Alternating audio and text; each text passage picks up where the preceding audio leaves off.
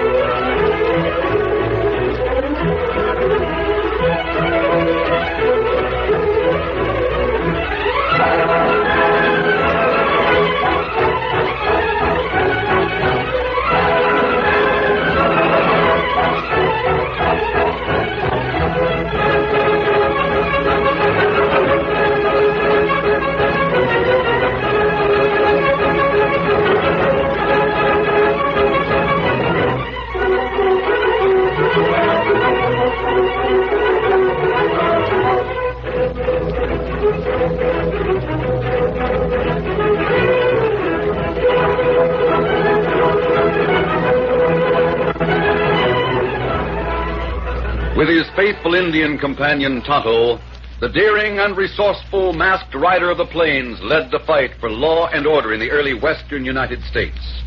Nowhere in the pages of history can one find a greater champion of justice. Return with us now to those thrilling days of yesteryear. From out of the past come the thundering hoofbeats of the great horse Silver.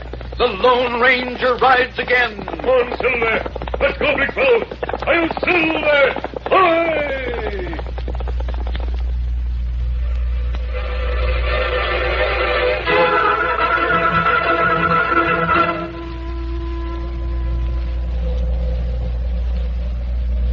Early in the 19th century, a meteor hurtling through space plunged into the atmosphere surrounding the planet Earth. Heated to incandescence, it streaked as a ball of fire through the night skies over California, approaching at incredible speed to smash into the ground.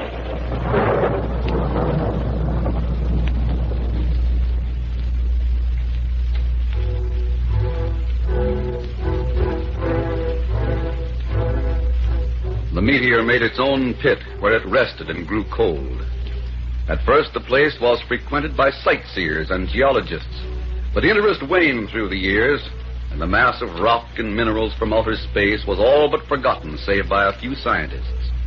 The place became part of a national park under the protection of the federal government.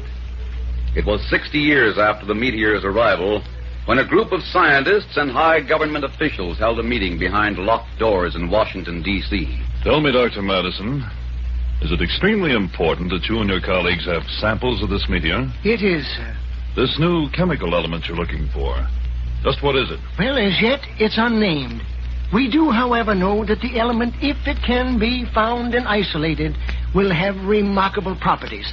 It may have the elemental force of the sun itself. And you think you'll find this element in the meteor? We don't know. European scientists have made great strides in their research with meteorites. We cannot let them get too far ahead of us. You know, Mr. Calvert, it's been 3 months since you promised to secure pieces of that California meteor. Well, in those 3 months, Professor Lockley, we haven't been idle. How about it, General Fairbanks? That's right. Immediately after the first request, we filled a chest with pieces chipped from meteor. The chest was stolen between California and St. Louis. And there was another attempt. Yes. A second chest was filled with this mineral. What happened to that one, General Fairbanks? We don't know. Wells Fargo sent it from California on a special stage, which apparently disappeared into thin air. There, you see. That should prove something. Someone, probably an agent from a foreign government, is trying to block our research. We must take unusual precautions to get this chest through as far as St. Louis. Agreed. The meteorite is limited in size. If shipments continue to disappear, it'll be all gone. Have you any suggestions, General? Gentlemen, let me show you something that I've carried in my pocket for a number of years. Here. Why, A bullet? Yes, This looks like silver. it is. Silver bullet. Does it have a special significance? Very special. It was given to me by one of the most loyal sons this country ever had. You gentlemen may not have heard of him, but he's become almost legendary west of the Mississippi. I propose to find this man and ask him to help us get the chest of ore to St. Louis. Well, where can you find him? I know of only one way to locate him. I'll send word to a certain padre in a little mission in the west. What's this man's name? Well, as for his name, I don't know it. But he's called the Lone Ranger.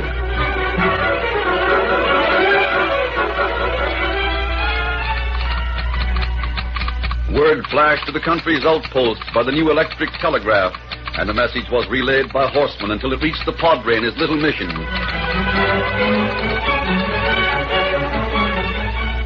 People from all sides came to the padre. When they left, they carried a message with them. The Padre's looking for the Lone Ranger. And if you see this Lone Ranger, amigo, you'll tell him he's wanted by the padre.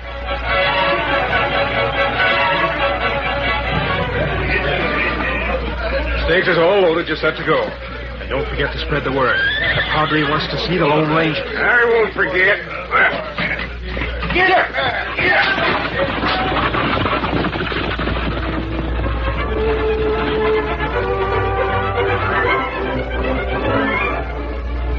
Meta Kuse, Deshauma Baker, Lone Ranger. Mexicans, half-breeds, Indians, pioneers. Everyone spread the word in an ever-expanding circle until it reached an Indian named Tonto, who hurried to the top of Thunder Mountain, where he built 3 fires and sent 3 towering columns of smoke into the sky. A signal that was seen on a distant hill. Seen and understood by a masked man who leaped to the back of a snow-white stallion and shouted, "Hold Silver!"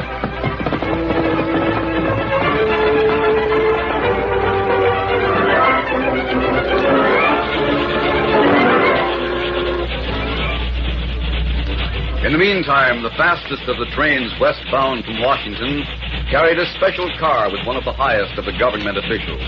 The car was taken as far west as possible, then shunted to a siding where the man from Washington and his aides waited and hoped.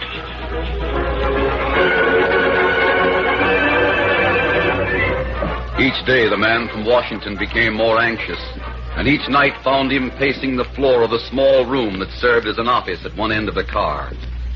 It was nearly midnight when he was startled by a soft rap on the door. What's that? I wonder. You.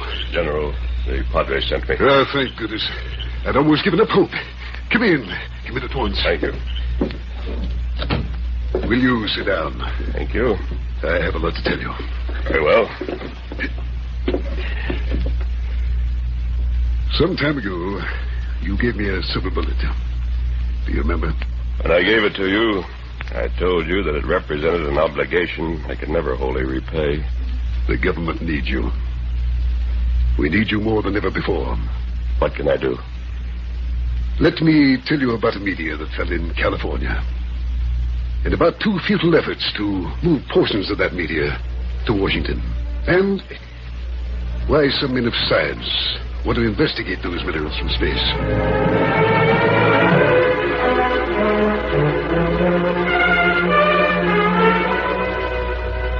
And the 3rd chest is being filled with pieces of the meteor. And I'm convinced that enemies will try to intercept this chest as they have the previous ones. See. The hazardous part of the journey is between California and St. Louis, while the chest is being carried on the stagecoach. Have you tried to maintain secrecy? Yes, but we tried on previous occasions. Enemy agents have sources of information. Yes, I know. We plan to move the chest over the Butterfield stage line, over the usual route through Yuma, El Paso, Fort Chapman, Fort Smith. I know the route. We considered making special arrangements for the stage, but decided against it because a special stage would attract attention and arouse suspicion. This ore, then, is to be carried on one of the scheduled runs? Yes. And we want you to see that the stage goes through. Have you any further orders, General? You may work in any way you consider best. It's up to you. You might remove the mask and disguise yourself to travel as a passenger in that stage. Well, That's merely a suggestion. You do what you think best. But see that the chest reaches St. Louis. I'll do my best, sir. I might explain that you will not be the only one who is watching this stage. A government agent will at all times be somewhere near the stagecoach. Well, I know him. There's a way by which you can identify him. Now, I'll tell you what is to be done with the chest when it reaches St. Louis. I see. How can I identify this federal agent? I don't know. What? He alone knows how he is to be known. He's put the information in a letter. Here it is. Yes? The envelope was sealed by the agent himself. The method of identification is something that and by you. Open this letter when you're alone, away from here. Read and memorize the contents, and then destroy it. This agent must have been told that I would help. He was. Will he know me? No. You'll have found him. Very well, General. From now on, it's up to you. Right. Hey there, Silver. Steady, boy. Silver. So that's the horse I've heard so much about. He's not often impatient. Where are you going from here? Well, Tonto's waiting in a camp about a half a mile away. I'll join him there, and at daybreak we'll start west. Good. Silver is impatient. Good night, General. Good night. And good luck.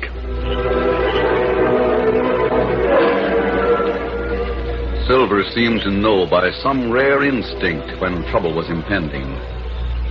Two men waiting in a clump of cottonwoods watched the railroad car on the siding and the masked man who stood at the open door shaking hands with the general. They had drawn a rope tightly across the trail, just high enough to strike a man on horseback. He's holding an envelope of some sort. You see it, Vince? Yeah. That's what we want. How did the boss know that masked man was going to get an envelope of instruction? What is he knows, and he's generally right. I don't know about that, Rankin. What do you mean you don't know? Well, the last time he told us it'd be a chest of war on a special stage. He was right about that, wasn't he, Vince? Yeah, only... Only what? Yeah, maybe it was ore of some sort. But as far as I could see, there was nothing special about it. I know gold ore and silver ore. And that stuff we got wasn't neither one. What are you squawking about? The boss paid us off, didn't he? Well, I've got no squawk about He'll that. pay us off again when we take him the envelope in that masked man's hand. Look, Rankin, tell me something. Yeah? What's the boss after? I mean, in the long run. What kind of a game is he playing? All I know is he hired us to do certain things, and he pays us when they're done. He won't answer no questions, and he don't like to deal with men who ask him. Hey, the masked man's marking up. Yeah, get ready. I'm all set. He's coming this way. Yeah. Get back a little bit so as he won't see us. He can't see us in here. It's too dark. Get back anyway. I wish he'd come faster so he'd hit that rope hard enough to take him clean out of the saddle. It don't matter. The rope will stop him anyhow. If it don't, my 6-gun will. Leave your gun and leather. If there's any shooting to be done, I'll do it. The boss don't want murder if it can be avoided. All right. You get a noose ready to drop over his head. Now get ready. Here he comes. The Lone Ranger felt a peculiar tension as the trail entered the cottonwoods. His senses were tuned to a high pitch, but even so, he didn't see the rope that was stretched across the trail until he was almost upon it. Then he swung quickly, pulling Silver to the side. Over, Silver. Come on, boy. He's seen it straight up, and Silver, he wants you. Steady, boy. Here's a rope you didn't see. That's it, Vince. I got him. Hold her tight, Vince. I'll remember that name. Grab onto him. Come on, you. Get off that saddle. Pull that rope tight so he can't raise his arm with guns. You better take your hands away. I'll hold him. Come on, you. Swing out of that saddle or I'll shoot. And I'll shoot to kill.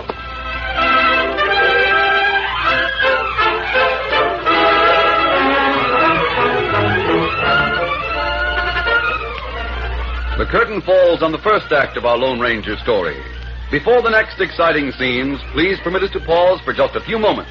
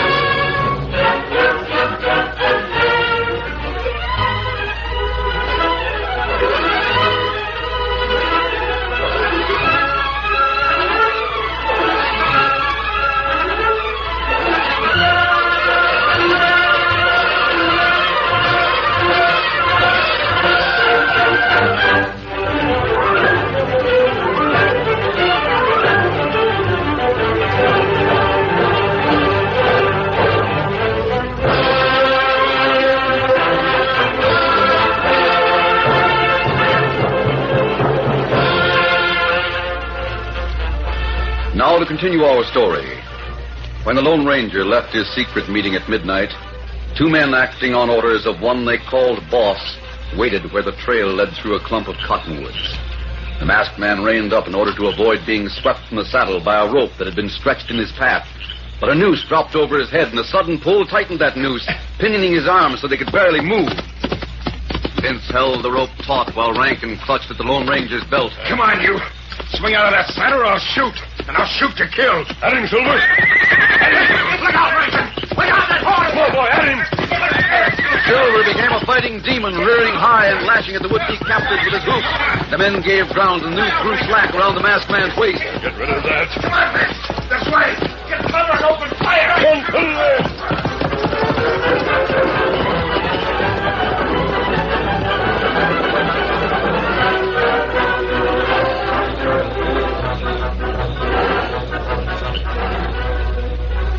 Soon after leaving Vince and Rankin somewhere in the woods, the Lone Ranger reached a small camp where Tonto was waiting. It took but a few moments to tell about his meeting in the railroad car and the subsequent encounter in the woods. You not go after fellas? No, I didn't, Tonto. Maybe them get you from ambush, huh? It wasn't that. I didn't want to risk losing the letter the general gave me. Oh, that's right. The letter tells how a government secret agent can be identified. You think fellas follow you here? They do. Silver will give the alarm. Ah. He warned me when I was saying goodnight to the general, but I didn't realize it. I thought he was just restless. When you read letter? You can build up that fire a little bit. I'll read it now, and then we'll burn it. How to fix fire? They wanted to leave the... Otto, what matter? The letter. Tonto, it's gone. Gone. You sure? Yes, I had it in this pocket. One of those men was tugging on my belt. That must have been when he took the letter. Maybe letter fall from pocket. It couldn't have. It was taken from that pocket, and we've got to get it back before it's read.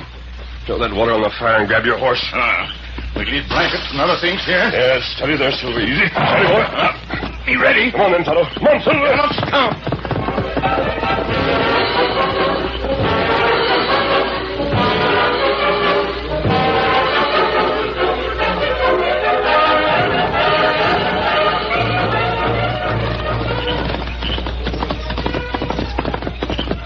Silver, hold on. Easy, fella.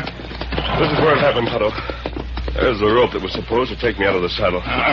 It's plenty dark here. Yes, give me your knife. I'll cut this rope down so it won't break someone's neck. Here, your knife. Oh, thanks, Miss Subby. There. Which way them fellas go? They went over that way. I don't know whether they had horses waiting nearby or not. Tracks plenty hard to follow. Nevertheless, we've got to follow them. We've got to overtake those men and get the letter back. If they've read that letter, Then what we do? I don't know, Tonto. We've got to be sure of one thing. We've got to be sure that the identity of the federal man does not become known. We'll leave the horses here and see what we can do about the trail. Come on.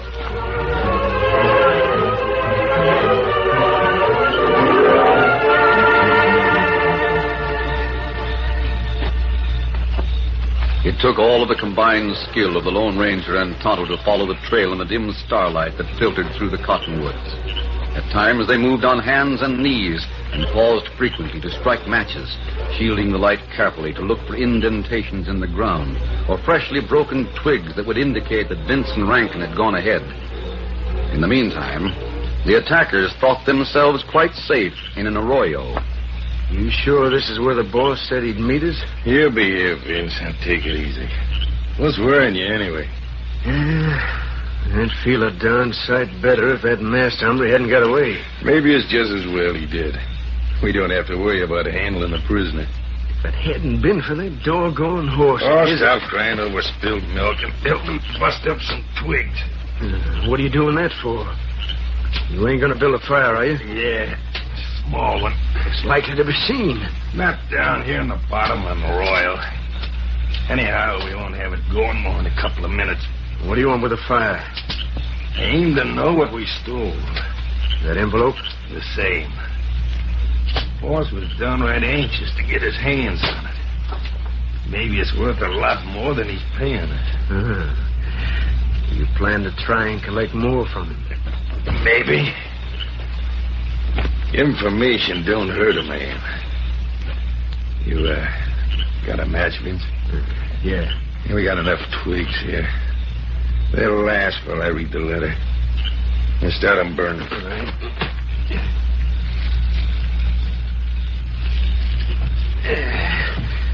I don't know as we're doing the right thing, Rankin. Me, I don't like to risk making the boss sore at us. He didn't say anything about not reading the letter. He just said we was to get it and have it here by the time he showed up. How did he know that masked man had come for it? I don't know. Yeah, that fire's burning bright enough to read by. Go ahead and read the letter, and we can put her out. Yeah. Sure looks important. Look at all that sealing wax on the envelope. Come on, hurry up, Rankin, will you? That masked man is prowling on the look for us. He might see the fire. We'd hear his horse if he was coming this way. There's a lot of writing here. Yeah, so I see. Now, just smooth it out. There you are, Tonto. Hey, what? Take him, Tonto. Reading my mail, huh? Let me go. Vince, you gun. Get your gun. I can't. This is for you. You're asking for trouble. This is for you. That picks them. Yes, they're both out. Look, letter and fire. I'll get it. Just started to burn. Good thing you saw it when you did, Tonto. The only man who knows the contents of this letter is the man who wrote it. Him secret worker? Yes. Me put fire out now? Just a minute. Let me see how much of this letter's destroyed. It burned the lower part. Yes, the signature's gone. Much more burned? Doesn't seem to be much missing. I'm going to read this now before it's lost again. Then I'll burn the rest of it. In the meantime, Tonto, see if you can find some rope and tie those two before they regain consciousness. There are horses over here. Maybe rope and saddle. If you don't find rope, take your knife and cut up some of their clothes.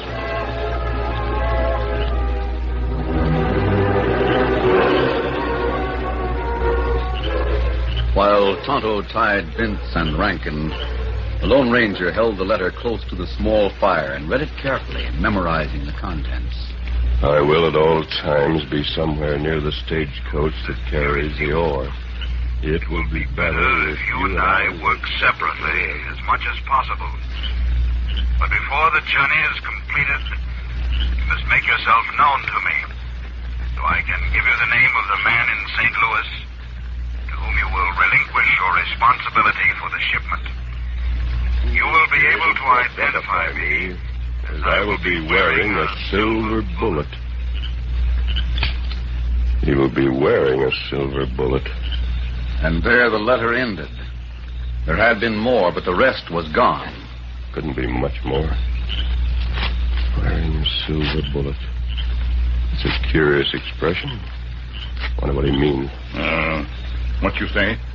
Tonto, the man we're to identify is going to be wearing a silver bullet. Maybe him mean in gun belt, huh? Possibly. He could wear a bullet tied to his watch fob or even around his neck. You tear up letter? Yes. I was told to destroy it as soon as I'd read it. I'll burn these pieces. These fellas tied plenty tight now. All right, Tonto. You better stay here with them. I'll go back and get the horses, and I'll get someone to take charge of these two. They might be able to give us some information. That's right.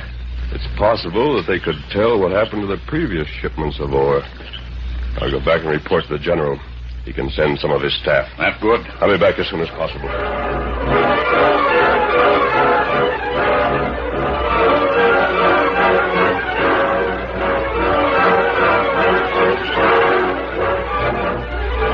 After the Lone Ranger had left, Tonto kept the fire in the arroyo burning brightly to serve as a beacon for the masked man's return. He sat in the shadows watching the captured men regain consciousness and enjoyed their surprise at finding themselves prisoners. But Tonto's simple pleasure was short-lived. The tall, lean figure that approached in the darkness made no more noise than a shadow as he crept up behind the Indian. Vince saw him, but he gave no sign. Then Rankin's face underwent a slight change of expression that telegraphed a message to Tonto. He started to turn, but too late. The barrel of a heavy gun crashed against his head with stunning force.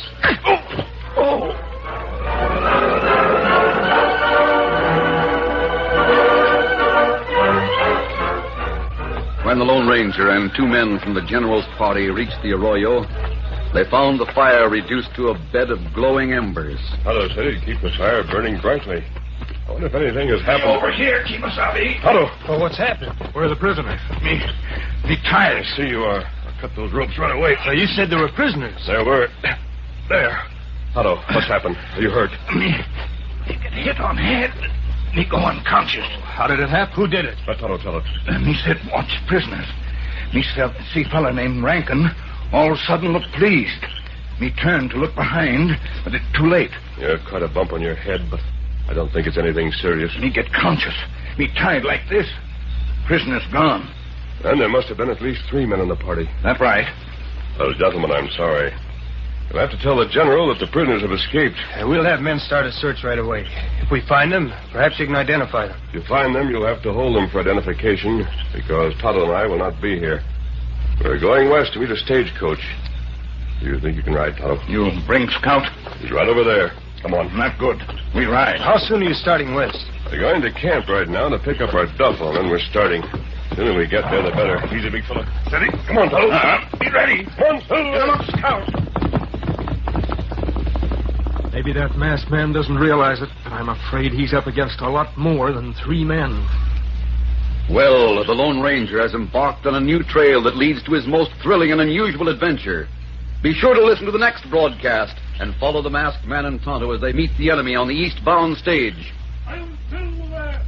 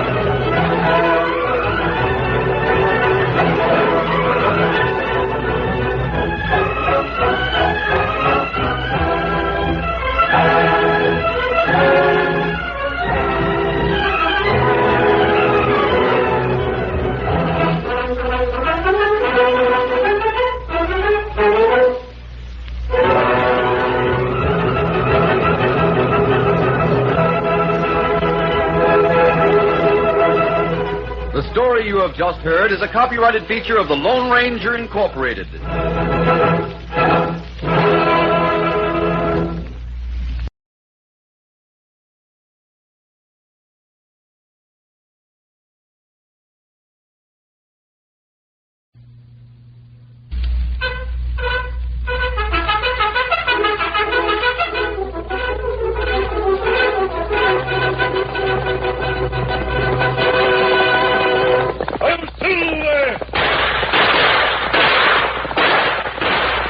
Fiery horse with the speed of light, a cloud of dust, and a hearty hi-yo silver, the Lone Ranger.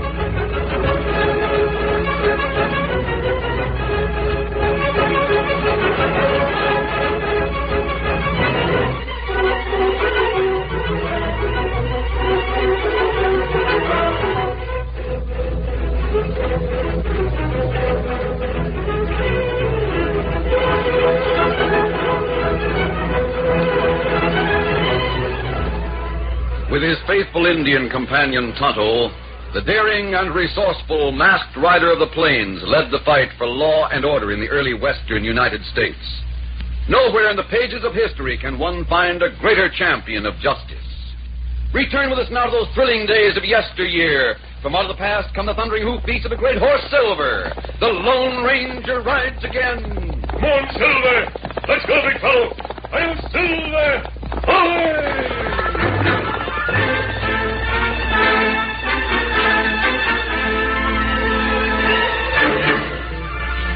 A group of scientists in Washington searching for a new chemical element found themselves in need of meteoric ore.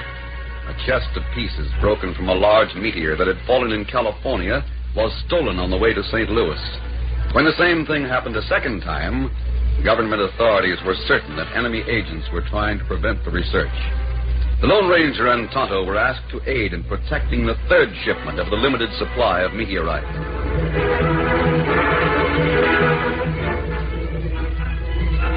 The Lone Ranger and Tonto sat on a hillside overlooking a town near the border between California and Arizona. It was there that the heavy wooden chest containing chunks of meteorite was to be loaded on the Butterfield stage that had just arrived.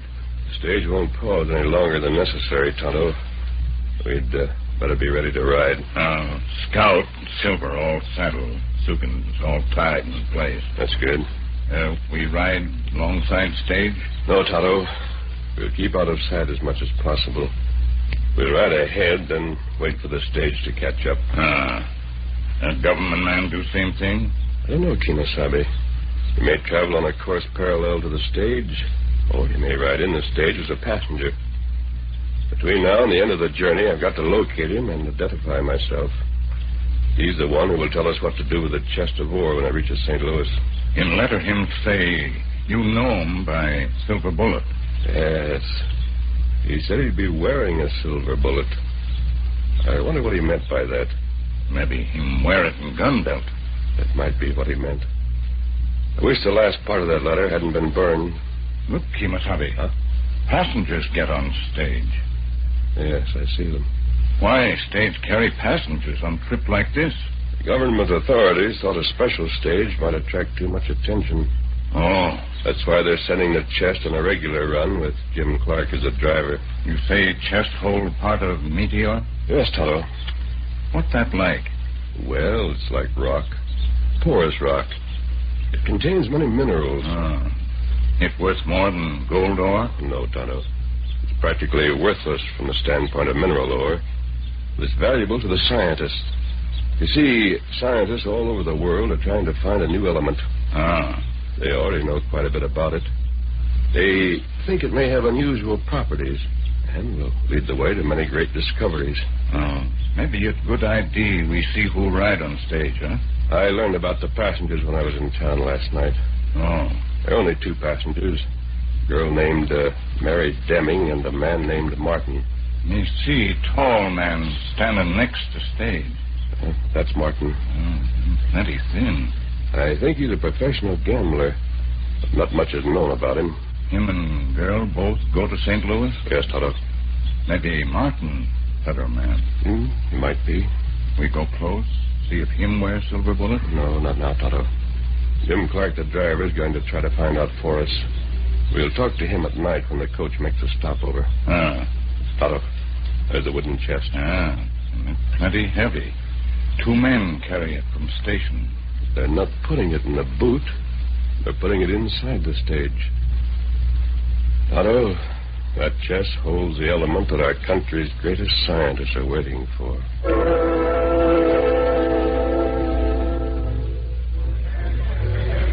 Just stand back now. Give us room there. We gotta get this chest aboard. Right, keep it up. All right, shove it away. You get aboard now. We're all set to go. Let me give you a hand up, miss. Stand aside. I'll help the lady. Thank you. As long as you both get aboard without delay. Yep, we're all ready. They remove the step and tell the driver to get going. All right, Slim. And the name is Martin. Yeah. All right, driver, take it away. Get here, fast! I'm going,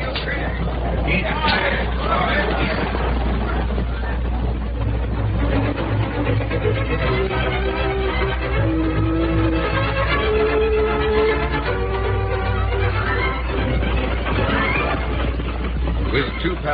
seers and the heavy chest, the Butterfield stage clattered along the trail to Yuma, Arizona. And after a layover, Jim Clark guided the six in hand almost due east across the open stretches of the Arizona Territory into Tucson and on to El Paso.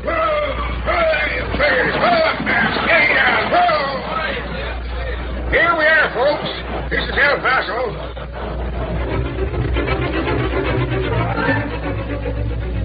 The passengers found rooms in the hotel. The horses were stabled. But Jim Clark and the guard, following specific instructions, prepared to spend the night inside the stagecoach where they could guard the heavy chest.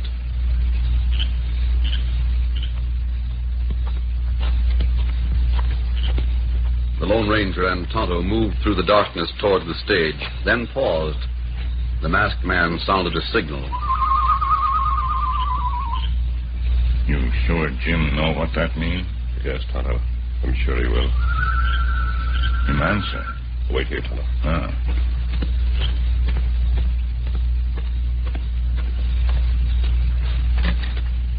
Jim?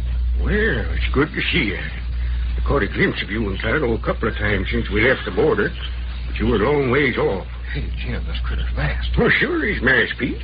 He's the man I told you about. I've heard about you, Pete.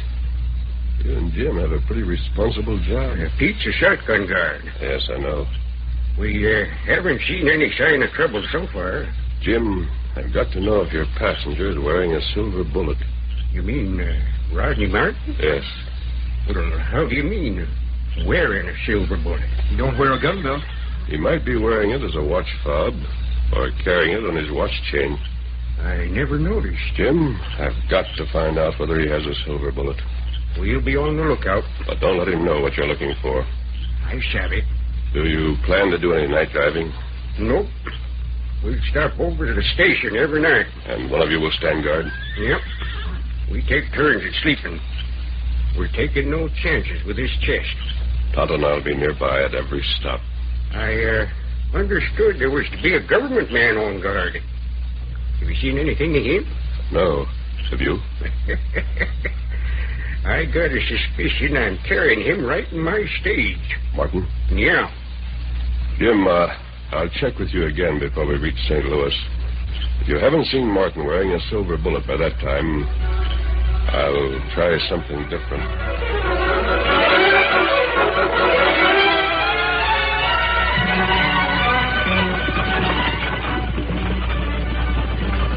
Day after day, the stage pushed on across the state of Texas, with the Lone Ranger and Tonto never far away. Then the trail bent toward the north to cross the border into Arkansas. Each night found Jim Clark and his shotgun guard stretched out in the coach, with their feet resting on the precious box, one sleeping while the other watched. Each night found the Lone Ranger and Tonto camped nearby. The trip across Arkansas was uneventful. Then the stagecoach crossed into Missouri on the last leg of the long journey, with no indication of the intrigue and death that lay ahead.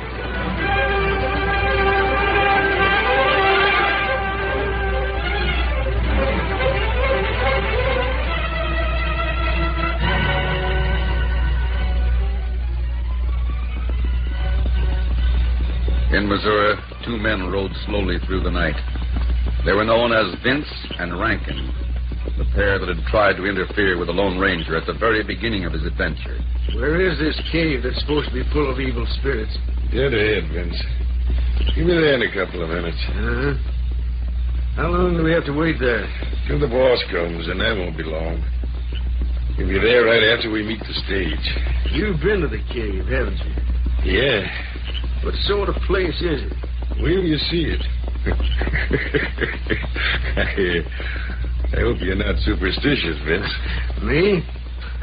I'm not superstitious. That's what the early settlers said when they heard the Indian stories about that haunted cave.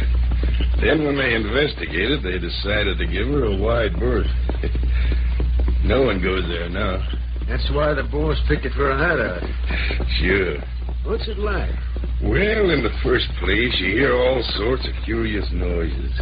It was dark, you see things shining in the corners and the walls and the ceilings, and Where do you get there? You see for yourself. According to the schedule, the stage is due to pass near here tomorrow. That's right. It stopped in Gopher City tonight. It'll come by here about noon tomorrow. That's when we move.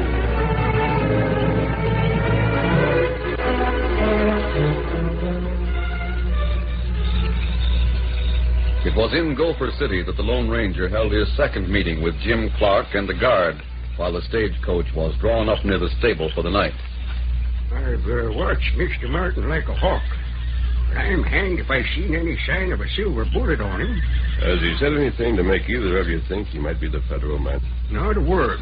There's your Pete. No. He strikes me as a downright fine gentleman. He's polite as all get out, especially when he's talking to Miss Deming. Have either of you seen anyone else along the trail? Yeah. Me and Pete have seen one hombre 3 different times. You have? What does he look like? Well, I couldn't see much about him, because he never came close. He rides a black horse, we know that much. I've got a hunch that he's just waiting for a chance to make trouble. All the more reason to find out about Martin. I must know if he carries a silver bullet. Well, we might ask him point blank. No, that won't do. You got any ideas? Yes, Jim, I have. Tonto and I'll meet you on the trail tomorrow. We'll make believe it's a holdup. Well, what good will that do? We'll search Martin. Oh. And we'll fire a couple of shots. Pete, you pretend you've been disarmed. And you, Jim, rein up the horses. We'll take care of things from there on.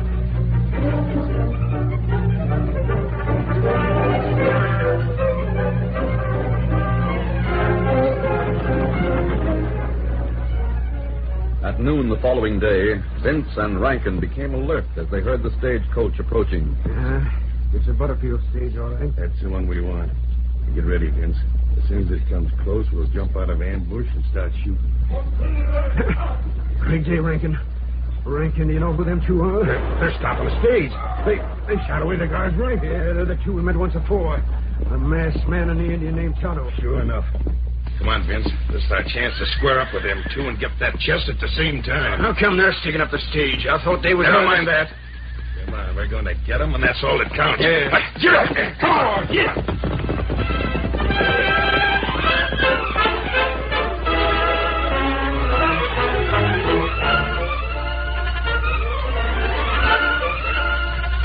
The curtain falls on the first act of our Lone Ranger story. Before the next exciting scenes, please permit us to pause for just a few moments.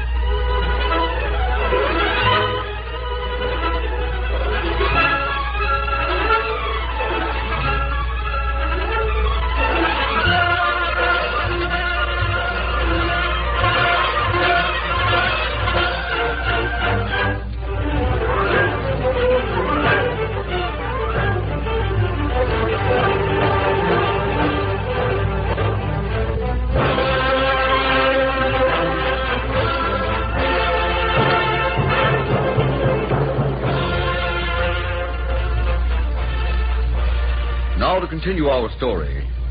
Jim Clark had driven the Butterfield stage all the way from California without learning whether or not Rodney Martin wore the silver bullet, which would identify him as a government agent. Near the journey's end, the Lone Ranger and Jim planned to a fake holdup as an excuse to search the passenger. The masked man and Tonto raced up to the stage, firing shots into the air. Right up there! Stop that stage! Just wait for there, Pete. Make out like it's a real holdup. Over there! Don't make no resistance. He's flashed my gun. I can't defend us. All those horses quiet. We're not carrying anything of value. I'll see for myself. Otto, hold the gun on that garden driver while I see about the passengers today. What do you want him? Mr. Martin, look, he's mad. So he is. Now, what sort of the meaning of this? Don't resist. Maybe it won't hurt you. Sorry to bother you, but you'll have to step down, Martin. I'm going to search you. You may stay where you are, Miss Deming.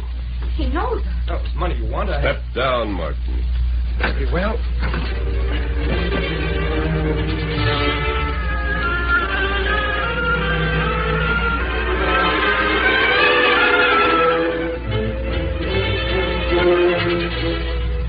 Unknown to the Lone Ranger, Vince and Rankin had planned a real robbery to get the contents of the chest that had been brought from California. Seeing the stagecoach halted, they rode in hard. Because of the clatter of a stagecoach team, the Lone Ranger didn't hear the approaching horses. He couldn't see them until they came around the stage, shouting and firing as they reined up. All right, get him up! Heist your hand! Heist him! Look, Vince, Rankin. Oh, you hit. You've got him. You've got the masked man. A bullet brushed the Lone Ranger's hand. It wasn't a direct hit, but the shock made him drop the gun he held. Leave it out of the gun and let him. Get both hands high. Do as they say, Tonto. Put your hands up. You hurt? Just scratched. Should never have dropped my gun. Thank goodness you two came in time. That masked man and Indian were about to rob us. Oh, they were, huh? Disarmed the guard and driver. Just a minute, Martin. I know these two. They're named Vince and Rankin. They intend to loot the stage. And what were your intentions? See, you hear that, Pete? I hear it. Get him! Right. What's that guard? Why, I'll show you. Jim and the guard went for their guns. One shot struck Vince in the arm. Then Martin leaped forward. Give me a gun. Let me fight. Stand aside, Martin. Get away. You're in the way, Martin. We were trying. I can help, I tell you. The Lone Ranger quickly snatched a gun and fired at Rankin's pistol. Then Mary Deming, leaping from the stage, threw herself against the masked man. I have him. Help. Help me hold this bandage. Here, give me a gun. I tell you. Give Martin's me a gun. eagerness to get a weapon from the guard or driver and Mary Deming's desperate grasp of the Lone Ranger's gun hand gave Vince and Rankin the opportunity to spur the horses and escape.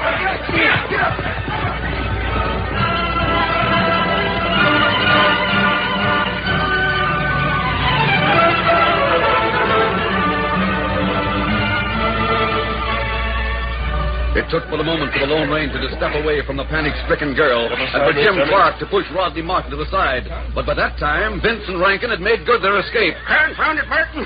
Where in tarnations you have to jump all over me and Pete? I'm sorry. If you hadn't gotten our way, we'd have nailed those two that tried to rob the stage. I wanted a gun to help fight. And you, Miss Deming. That masked man might have got those crooks if you hadn't grabbed his gun arm. Well, I thought those two were trying to help us. I thought this masked man was the robber. I was so I frightened. didn't stop the stage to rob anyone. I stopped it to search this man. For what? I'm looking for a man who wears a silver bullet. Stand still while I search you. Knee searching. You got wounds. Just a scratch, Tonto. Sorry about this, Martin. I know nothing about a silver bullet. I'll find out for myself. Well, I guess you've told the truth. You're not an outlaw? Jim, hold the stage right here until Tonto and I return. We'll try to overtake those crooks. We ought to be getting on to St. Louis. The cargo counts a lot more than capturing them two. Hey there, Silver. You'll not be gone long, Jim. Rankin was hit in the arm. I don't think you'll travel far without stopping to dress the wound. Are you ready, Tonto? You ready? Ready, big fella. One, two. Get up, Scout.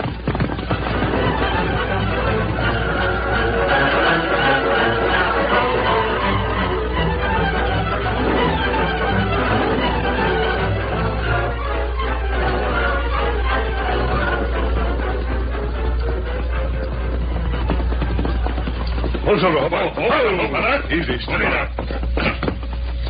Tracks go right into that cave, Tonto. That's right. We take horses inside. No, we leave them here. Maybe cave headquarters. Tonto, you hear that? Comes from the cave. We hear plenty Indian story about Spirit Cave somewhere near here. Maybe this cave. I remember something about it. Indians say bad spirit live in cave. It'd be a smart move for men who wanted to hide to use a cave people were afraid of. Come on, you go inside. Keep your guns handy. Those two may be waiting.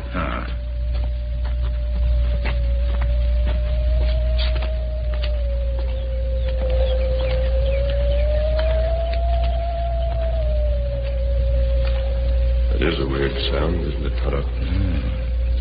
It's scary Indian like voiceless spirit. Probably nothing but the wind blowing across a natural chimney. Look there, Kimasabi. Purple lights in corner. Something phosphorescent. It's foxfire. It glow in dark. Here it is. Big pile of decayed wood. That helped make Indian think spirit live in cave. Yes, Tonto. Why wood glow in dark? The glow comes from a fungus that grows on decayed wood. Cave go deep into mountain. Yes, I'd like to follow it. See if we can find Vincent Rankin. We can't take the time. Important to capture those crooks. It's more important to get that chest of ore to St. Louis. That right? And recent fires and cooking in this cave. Want to know more about the men who camped here. We come back? Yes, Kimasabi. We'll return to the stage and tell Jim to get on to St. Louis. And we'll come back and investigate that tunnel. We can overtake the stagecoach after our search. Tunnel big enough for man on horseback. Seems to be. Come on, fellow. Steady, Silver. Easy, big fellow. Come on, boy. Get him up, scout.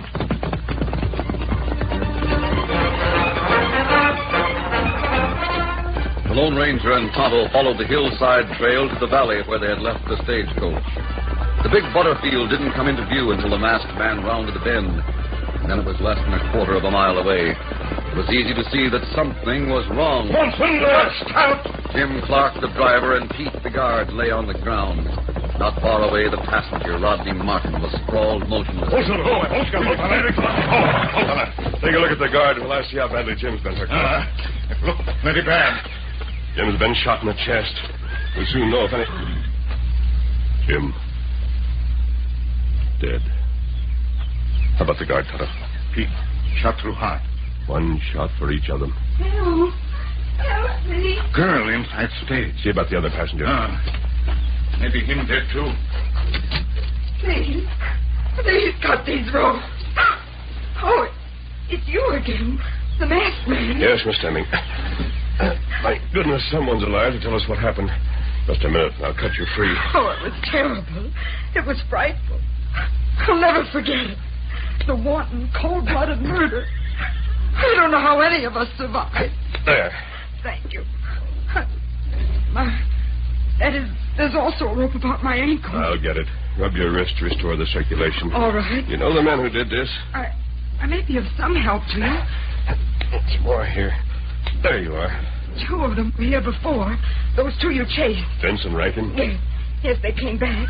And there was another man with them. This time they didn't stop to talk. They shot the guard and driver. Then they hit Mr. Martin with the barrel of a gun and tied me. And Martin wasn't shot? No. Here, I'll help you down. How's Martin, Tonto? You're not hurt bad. Oh, thank goodness for that. I guess he'll be all right. Seems to be regaining consciousness. That poor driver and the guard. Steady, Miss Deming. What shall we do? What can we do? We'll see that you get to St. Louis. Martin not hurt bad. Just hit in head. I think I'll be myself in a few minutes. What about the others? Jim and Pete are dead. We're going to get the men who shot them. Oh, Miss Deming said that 3 men came here. Yes, that's right. 3 men. The 2 you saw. Who was the third? He was a stocky man. I'd say about average weight. Anyone you knew? No, but we'd seen him several times since leaving California. We saw his horse in the distance a number of times. A very black horse. Yes, I believe Jim described the horse that way. At least the chest is still here. Oh. What did they do after they tied you, Miss Deming? The chest. They opened it. They did? They smashed the lock with bullets. Let me see. What matter, Kimasabi? Empty. It was full of rocky stuff. It looked like melted stone with a lot of holes in it. And there was quite a bit of rocky dust. They took out everything. What did they do with it? They loaded it into saddlebags. I see. What in the world was in it? What was so valuable that men would commit murder to get it? But just a mineral ore, Miss Deming. It came to this earth years ago from outer space. Outer space? It's believed that it came from the constellation Andromeda. Andromeda? What about those thieves? You going after them again? Martin, can you drive the stagecoach to St. Louis? I'll be glad to try if it'll help. It will mean that Tonto and I can get after the thieves. Well, then do so. Do so at once. You'll have to take the dead guard and driver with you. Of course. We'll wrap them in blankets and put them in the stage. You can ride on the driver's seat with Martin. Very well. You know, in spite of that mask, you seem to be on the right side. I think I am. I hope you catch those murdering thieves. Have you any idea where to look for them? Yes. You know where to find them? I think we can go straight to their hideout. The Lone Ranger and Tonto have a shocking surprise when they return to the cave where the wind makes eerie sounds and foxfire glows in dark corners. Be sure to tune in to the next episode in the adventure of the Meteor from outer space and see what happens with the arrival of the man who wears the silver bullet. I'm Silver!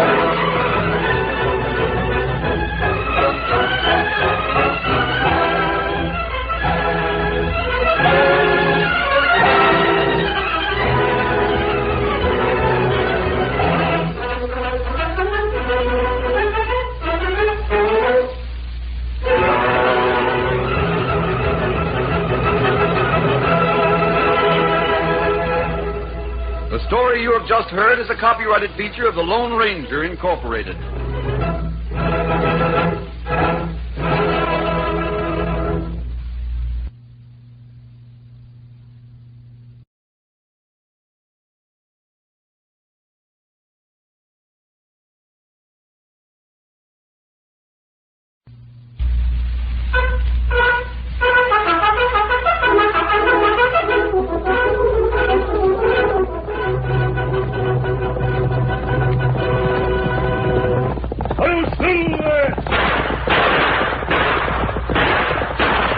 Fiery horse with the speed of light, a cloud of dust, and a hearty hi-yo Silver, the Lone Ranger.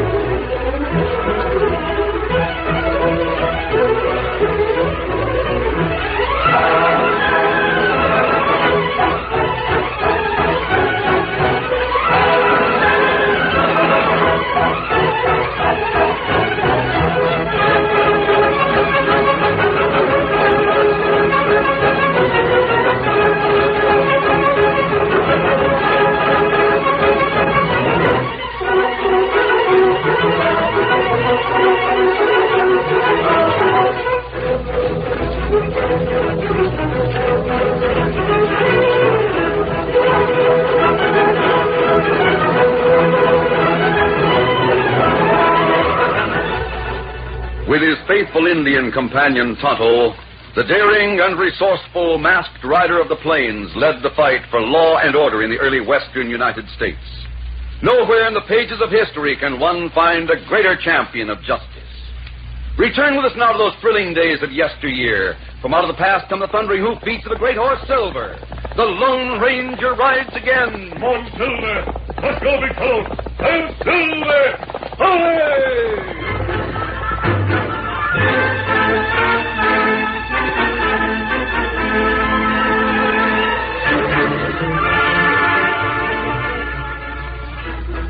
Early in the 18th century, a meteorite from Andromeda blazed through the skies and landed with earth-shaking force in California. For decades, it lay nearly buried in its own pit. Then scientists in Washington began an intensive search for a new, rare chemical element which it was believed would have properties of an almost fantastic nature. Unable to find that element on Earth, the chemists thought it might exist on other planets. They decided to experiment with chunks of the rock-like material broken from the meteorite. A jealous foreign country hoped to block American research. Agents intercepted 2 shipments of the meteoric rock. A third chest was filled with material from the depleted meteorite. It was taken aboard a Butterfield stage in California. The Lone Ranger and Tonto were secretly appointed to guard the passage of the stagecoach to St. Louis. Despite their efforts, this third shipment was stolen by the foreign agents.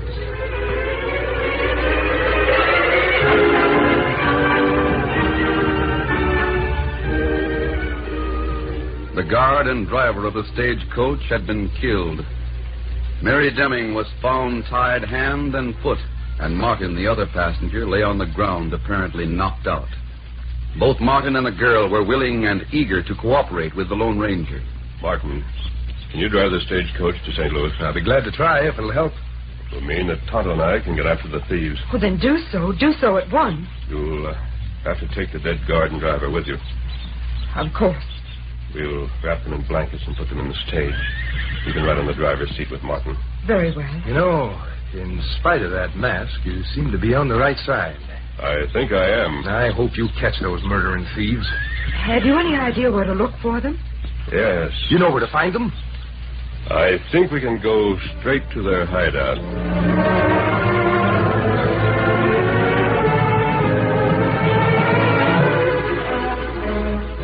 The Lone Ranger and Tonto placed the dead men in the stage, then mounted their horses while Martin climbed to the driver's seat and picked up the reins. Now, don't worry about us. We'll reach St. Louis without difficulty. I'm sure you will, Martin. You get after those killers and see that they're brought to justice. We'll do our best. You've already seen 2 of them. Yes. The third is a short, heavy-set man with a black horse. Thanks. Ready, Tonto? You ready? Good luck to you. And you. Come on, Silver. Let's go. Now, Mary, we'll get started. You're, to meet some of the men, aren't you? Yes. Get up! Come on! Where? The other side of that mountain. Certainly pulled the wool over that masked man's eyes. I don't understand him. Haven't you guessed his identity? Why, no, have you? Silver bullets in his gun belt, horse called Silver, Indian friend called Tonto. Martin, who is he? Haven't you heard of the Lone Ranger? You mean to say that man is the Lone Ranger? Yes. Get up! Martin, I don't like it. I knew the government would have men watching the shipment of meteoric rock, but the Lone Ranger... Did you know he would be one of the guards? Yes, I knew it weeks ago. Remember when Vince and Rankin were captured? Yes. It was the Lone Ranger who captured them. The Indian, Tonto, was the man I knocked out to release the boys. Oh. The Lone Ranger is supposed to meet a government agent. They were to work together. How do you know? Rankin had a brief glance at the letter. Seen nothing of a government agent. I'm quite sure I know who he is. Who? The short, stocky man on the black horse. Oh. We first saw him near the California border. We've appeared a number of times since. That's right. The Lone Ranger thought that he helped Vincent Rankin steal the ore. Now, just a minute, Martin. Maybe the Lone Ranger is fooling you. Maybe he knows that the man on the black horse is a government agent. No, Mary, he doesn't know it. I'm sure of that. Get up! How can you be so sure? A secret agent is to wear a silver bullet as a mark of identification. If the Lone Ranger had found his man, he wouldn't have searched me for a silver bullet. The Lone Ranger might get Vincent Rankin. I doubt it. But he said he could go directly to the hideout. Must have meant the cave. And that's where Rankin and Vince are going. They'll stop in the cave only long enough to unload their saddlebags. Then they'll go through the tunnel the other side of the mountain. Can't the masked man follow? If he does, he'll run into trouble. Oh. The men were to meet her waiting in the valley at the end of the tunnel.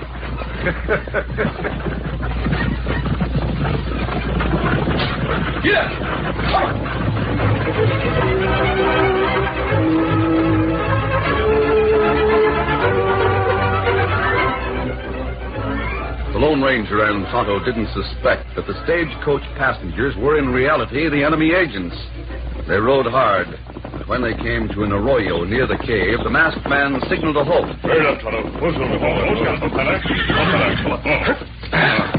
Why we stop here, Kimasabi? Get that old hat and shirt from your saddlebag, Tonto. I have the stain for my face. You put on disguise? Yes, I'll take off the mask and darken my face. We lose plenty time. We've already lost time. We had to help Martin get the dead men into the stage. That's right. Those three crooks have had time to hide the stolen ore. If that's the case, I'll have to locate it. Maybe you get rough or make crooks talk. Rough handling won't make those men talk. They'll never talk if they know who I am. But if they think I'm just another outlaw in hiding, they might take me into their confidence. At any rate, I'll have a better chance of finding the hiding place of the ore. There. My face stained evenly? It all right. Good. Now for the shirt. There's just one trouble. What's that, Tonto? Disguise plenty good, but crooks no silver. It's not far to the cave. I'll walk. You stay here with Scout and Silver. You go alone? Yes. But there are 3 men. Vince and Rankin, plenty bad. Maybe fellow with black horse, even worse. I'll have to take the chance. We've got to recover the ore. That's even more important than to capture the murderers. You be plenty careful. You'll not like it when you go alone. If there's any trouble, Tonto, you'll hear gunfire. In that case, come fast and bring the horses. Where, government man? I wish I knew. I was disappointed to learn that Rodney Martin wasn't wearing the silver bullet. Jim Clark thought him government man. Poor Jim. Him speak of feller on black horse. Yes, I remember. We suspected him of being an enemy. If we'd only done something about our suspicions, Jim Clark might not have been killed.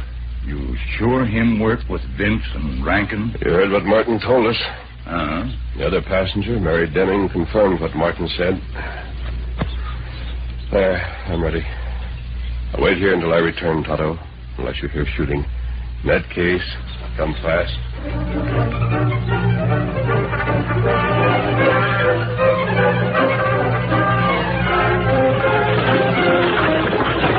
Get along here. Get it. While the Lone Ranger approached the cave on foot, Rodney Martin guided the stagecoach through a valley on the other side of the mountain. Ahead, he saw 3 horses, and nearby stood 3 of the members of his organization. There they are, Mary. You haven't met those men, have you? No. Biggest is Paul Reno. One in the tan shirt is Trigger Collins. One nearest the horses, Grizzly Smith. That Trigger Collins has his gun ready. They look as if they're expecting trouble. Well, they haven't recognized me yet. Where are Vince and Rankin? Probably on their way through the tunnel. I don't see the tunnel. Where is it? See those rocks, don't you? Yes. They conceal the entrance. Does the tunnel go right through the mountain? That's right. Cave's at the other end. That's the cave the Indians consider haunted? Yep. White men as well as Indians. Everyone keeps away from it. Hello, boys. Ho! Ho! Ho! Ho! Hey, look. What's that girl with us? We thought you'd never get here. Hey, how come you're driving a stage? Let me give you a hand down, boy. I can make it without help. Hey, who's the girl? Just a minute. Step down, Mary. Thank you. Boys, this is Mary Deming. She's done some very valuable work for us on the West Coast. Mary, this is Reno. Howdy, ma'am. Trigger Collins. Glad to see you. And Grizzly Smith. Howdy. How long have you been working for the outfit? Quite a while. Much longer than you men. Boss, how long have you been driving a stagecoach? Regular drivers inside with a guard. Inside? Both of them are dead. Had to get rough with them, huh? Say, how about that stuff we're supposed to take charge of? Is that inside, too? We've already secured possession of it. Vince and Rankin have it. They're going to leave it in the cave and then come through the tunnel to meet us here. We heard that the Lone Ranger was to guard this stage. How about that? Lone Ranger tried to guard it. He failed. What? Vincent Rankin lured him and his Indian companion away, went through the tunnel, and circled back to the stage. Before the masked man got back, we'd taken care of things. What'd you do? We shot the guard and driver and loaded the meteoric rock in saddlebags. Mary here was tied. I was tapped slightly on the head, just enough to raise a bump. By the time the masked man returned, Vincent Rankin had gone with the saddlebags. Yeah, and it looked like you and the girl was victims of the stage robbers, huh? That's right. Then the Lone Ranger doesn't suspicion you at all? Nah. Say, that's downright slick. Here come Vincent Rankin. Hey, Rankin. What's the matter with your arm? I stopped one of the masked man's bullets, but it's just a scratch. He'll get worse when he stops one of mine. You get the ore hidden? Yeah, boss. And while we was in the cave, we had a visitor. Lone Ranger went after you. And we didn't see nothing to him. We seen someone else. He blamed there took us by surprise. Well, who? What happened? Well, me and Vince emptied the saddlebags and hid the stuff in the usual place. We were just about to start through the tunnel when we heard a horse approaching. From the tunnel? Yeah. We ducked back fast and took our horses with us. We got to a dark corner and kept quiet. Now, just a minute, Rankin. You mean to say that someone went to the cave from this valley? That's what. He come into the cave and dismounted. He looked around for a minute. He was set to shoot if he'd spotted us. Yeah, but he didn't spot us. He went to the mouth of the cave and looked out.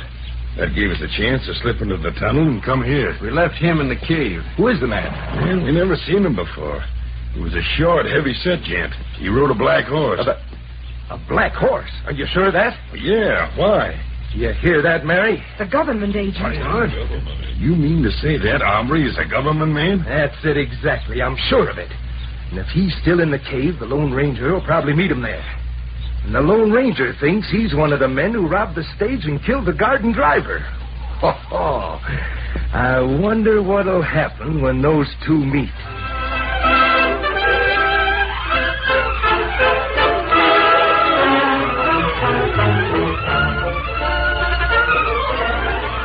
The curtain falls on the first act of our Lone Ranger story. Before the next exciting scenes, please permit us to pause for just a few moments.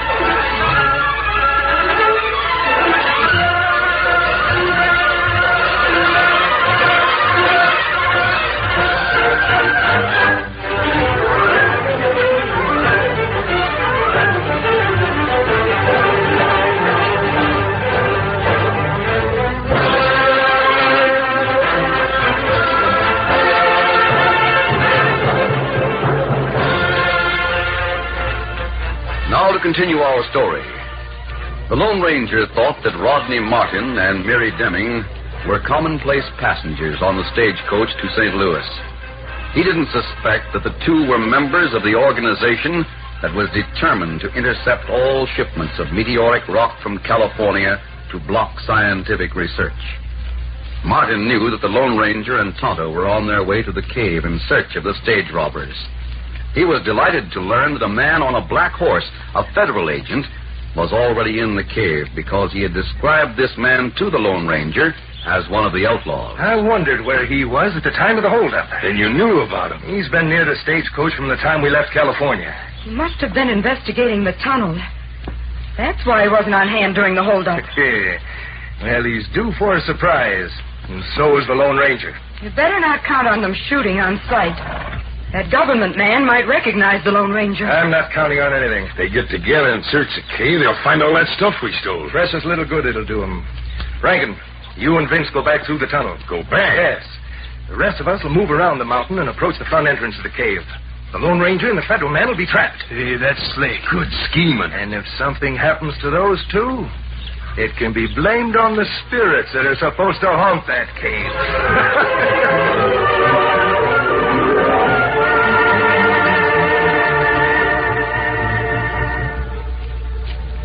The cave had been well chosen as a headquarters.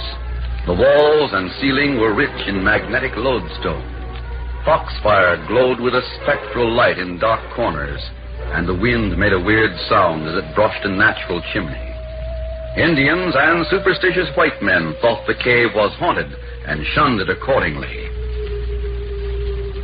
The mouth of the cave was large enough to admit a man on horseback, and an equally large opening at the rear of the high-ceilinged cavern opened into a tunnel that went through the mountain. A black horse stood at rest on one side of the large room. The owner was near the entrance, his gun in hand, as the disguised Lone Ranger entered. That's far enough. Oh, I know someone was here. Stand right where you are. I thought everyone was afraid of this place. It's good to find someone who's got sense enough to recognize a good hideout. It is, huh? Who are you? A lot of people have asked that question. I've never answered it. Is this your hideout? You object to sharing it? I'm the Dodge, huh? Who's after you? A lot of men would like to get me. Where are your pals? My pals? The two helped stick up the stage. What stage? The eastbound Butterfield. You mean to say it was held up? You needn't act innocent for my benefit. Get the gun away and we'll get acquainted. What do you know about a holdup? Quite a bit. When did it happen? Who did it?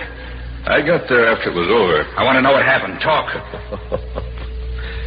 No one has ever made me talk. Now, if you want to be sociable, put the gun away. Well, all right, I'll holster the gun. Just remember this. I'll get it into action fast if you try anything. Oh, how fast? Why, you... Steady. That draw. A little slow, aren't you? I'm considered fast on the draw. I want you to understand that I'm talking because I want to, not because you're making me. Put the gun away. Who are you? We might be able to do each other some good. Have you been using this cave as a hideout? I've been here long enough to understand the thing that frightens others away. For example, the wailing sound is nothing more than the wind blowing past a natural chimney. And that purple glow in the corner is merely decaying wood. Foxfire. Exactly. What were you going to tell me about the holdup? Well, a masked man and an Indian rode up to the stage. They found Martin unconscious and the girl passenger tied hand and foot. Then Martin agreed to drive the stage through to St. Louis with the bodies of the guard and driver. You mean to say the guard and driver were killed? Yes. What did the masked man do? He's looking for the murderers. Vince, Rankin, and you. You know those two? Vince and Rankin? I know of them. The masked man tangled with them once before. You didn't see the actual holdup, did you? How do you know what I saw? If you had, you wouldn't include me with Vince and Rankin. Why do you try to make me think you didn't have a part in the holdup? Surely you don't think I'm a lawman. You could be. Yes, but on the... What's the matter? Last time I was here, the foxfire in that corner was piled high. Now those rotting logs are spread out in the corner. I wonder... What are you going to do? There you are. Trying to see if the loot from the robbery was hidden beneath this wood. What was stolen? There it is. I'm sure of it. Meteoric rock. In that case... No, you don't. Still a little slow on the draw, aren't you? Now we'll change the tune. Where are the others? What others? The men who helped you rob the stage. Vince and Rankin. Where are they? I don't know. Don't stall. Now that I've found the stolen material, I'm no longer inclined to be friendly. You are a lawman. I'm not restricted by the rules that govern regular lawmen. You'll talk... Wait, I think I have you tagged. There's only one man could outdraw me, and you've done it twice. The speed of your draw identifies you. You spoke of a masked man. I spoke of Vince and Rankin. Listen to me. Did that masked man put on different clothes, remove his mask, use a disguise, and come here to find the stolen rock? Why?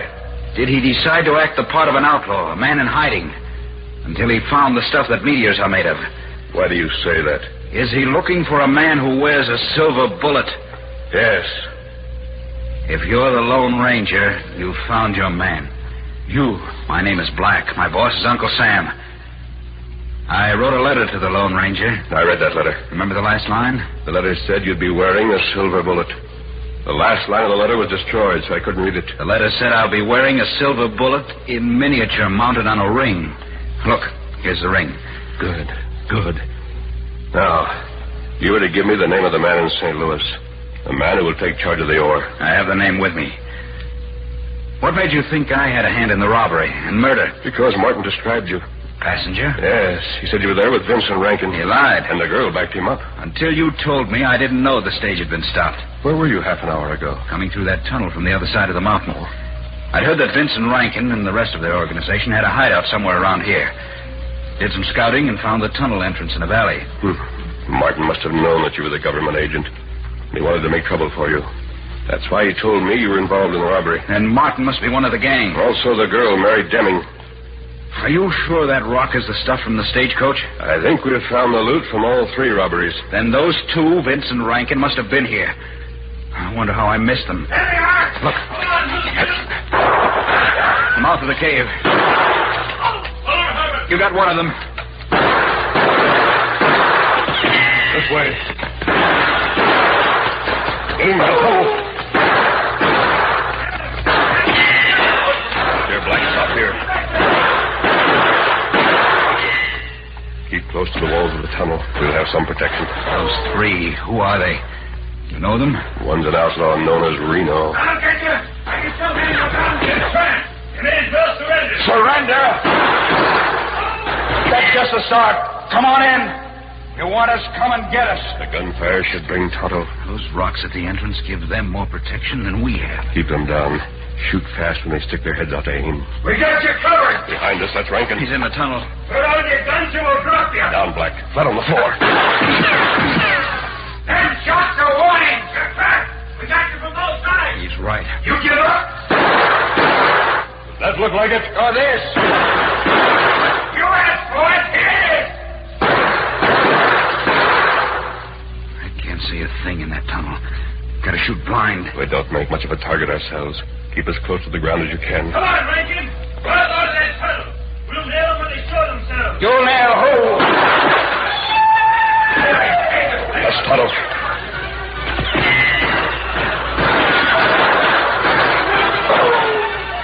Tonto had crawled close to the mouth of the cave. His war cry was followed by fast shots. The men on that side of the Lone Ranger and the federal agent turned in surprise. One of them went down. The Lone Ranger seized the opportunity to attack. He and Black charged across the cave. Here's one for Jim Clark. No, wait. Take it. Oh! Wait. Let them have it, Vince. The others are down. Shoot back. There, Vince. Oh, Black. They got me. They'll pay for that.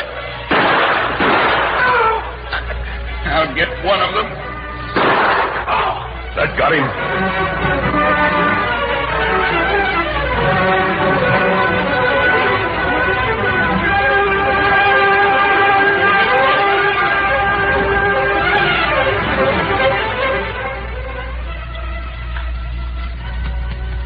Black hit plenty hard.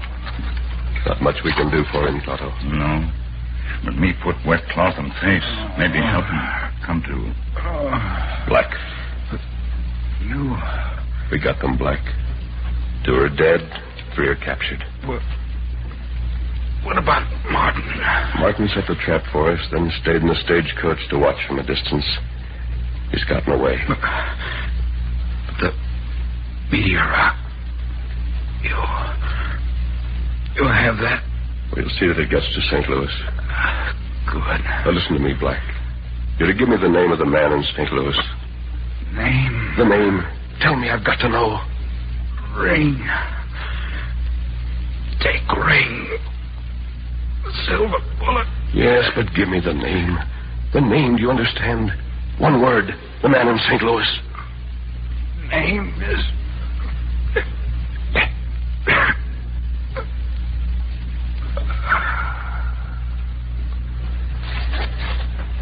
Tonto. Him gone. Tonto, we'll lick that organization. It's the last thing we ever do.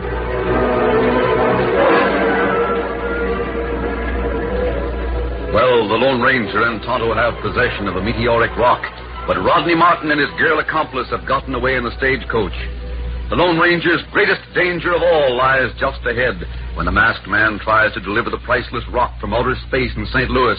I'll fill that.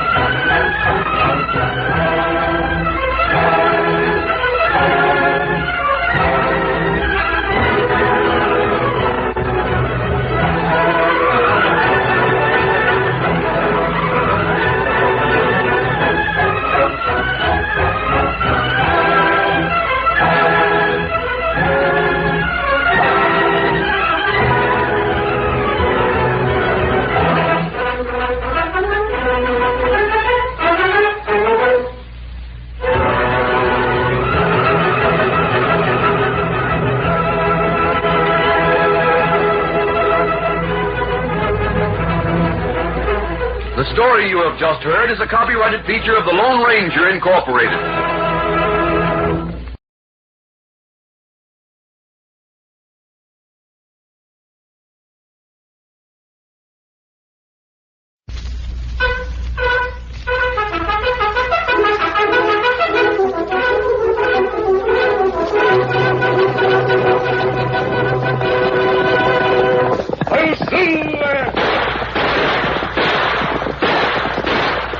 Fiery horse with the speed of light, a cloud of dust, and a hearty hi-yo Silver, the Lone Ranger.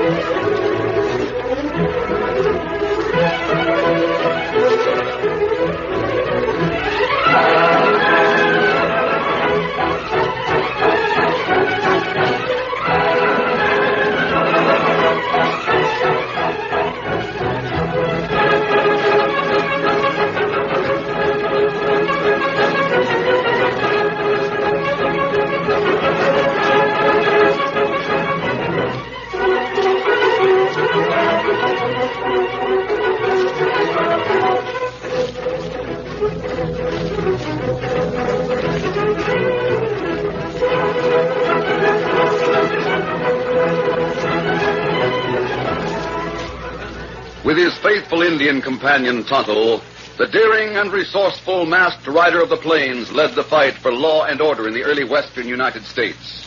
Nowhere in the pages of history can one find a greater champion of justice. Return with us now to those thrilling days of yesteryear. From out of the past come the thundering hoofbeats of the great horse Silver. The Lone Ranger rides again. Come on, Silver. Let's go, big fellow. I'm Silver. Hi!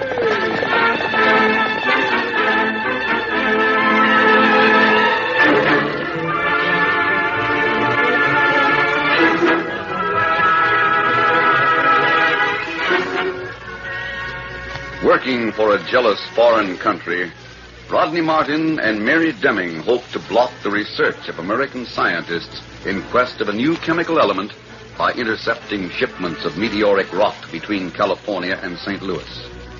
Martin and the girl had boarded the Butterfield stagecoach in California as passengers. Gunmen appeared when the stage was near St. Louis. They killed the guard and driver and unloaded the shipment of rock, which they took to a nearby cave. The Lone Ranger had been especially appointed by the government to assist a federal agent in protecting the precious cargo. He found Inspector Black in the cave where he uncovered the stolen goods. Martin's men appeared, and in the fight that followed, the gunmen were defeated. The Lone Ranger's victory, however, was far from complete. Rodney Martin and the girl escaped in the stagecoach, and Inspector Black was killed.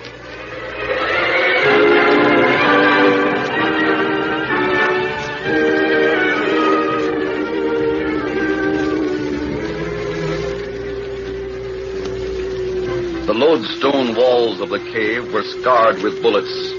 The air reeked with the acrid smell of burned gunpowder, and the wind blowing past a natural chimney seemed more eerie than ever before.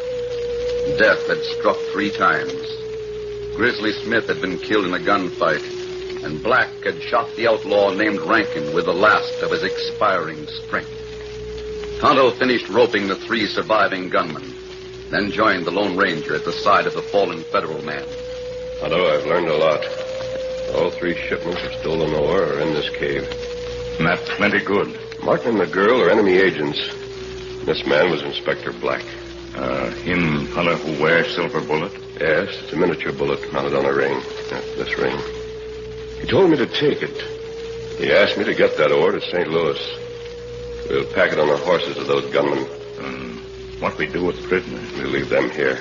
The law can send a man from St. Louis to get them. Black tell name a man in St. Louis? No. He told me to take the ring, then died before he could say any more. That's bad. Yes, it is. I'll keep this disguise on and go to St. Louis alone. I'll have to look around and find the man who's to take over the responsibility of the ore. And what me do? You follow with the horses as far as the 3 Pines. You know where that is? Me know. 3 Pines, where trail go close to canyon. Yes.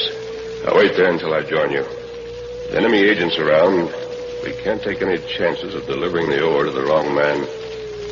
Now let's take care of Black, then load the horses.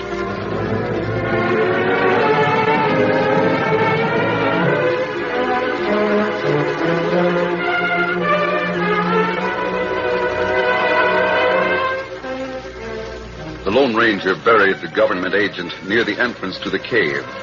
Then the meteoric rock was packed on the gunmen's horses. The Lone Ranger, wearing his disguise, set out for St. Louis at a fast gait, while Tonto followed more slowly. In the meantime, Rodney Martin drove the stagecoach team.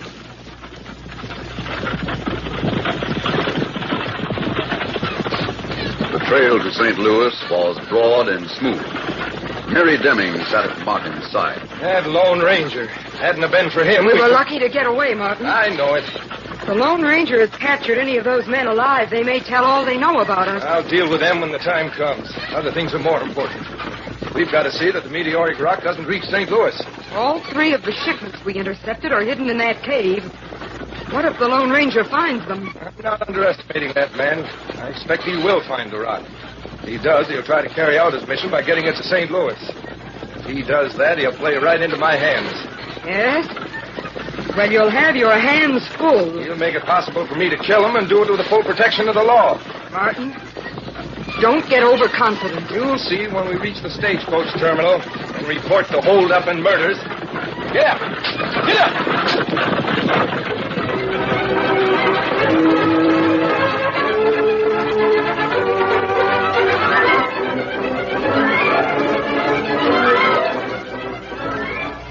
The sheriff's office was right next door to the terminal station of the Butterfield stage.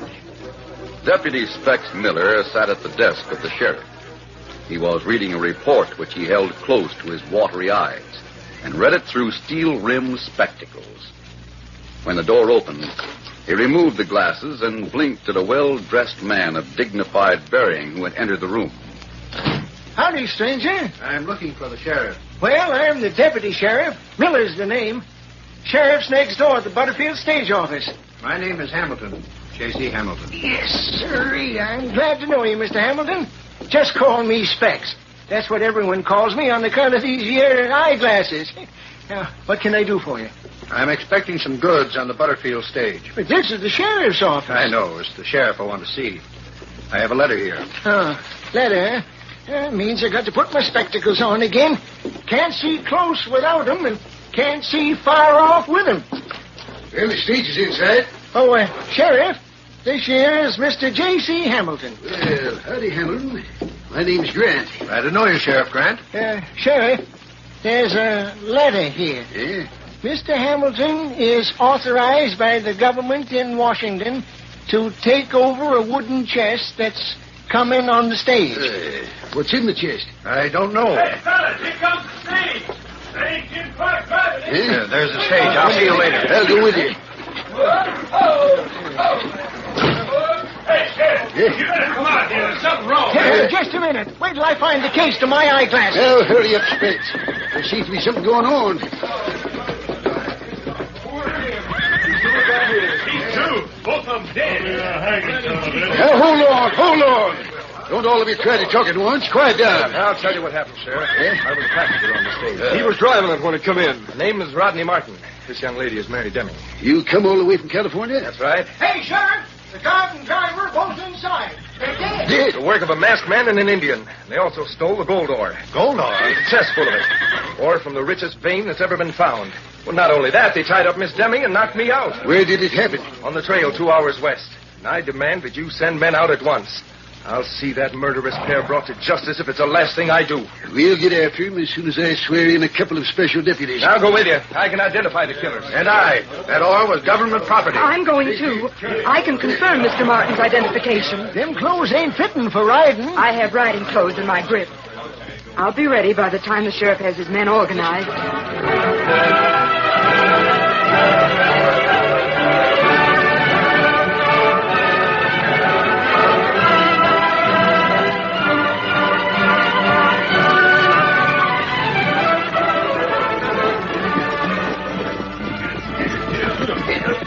Mary Deming and 6 men rode west along the Butterfield Trail in search of the masked man and his Indian companion.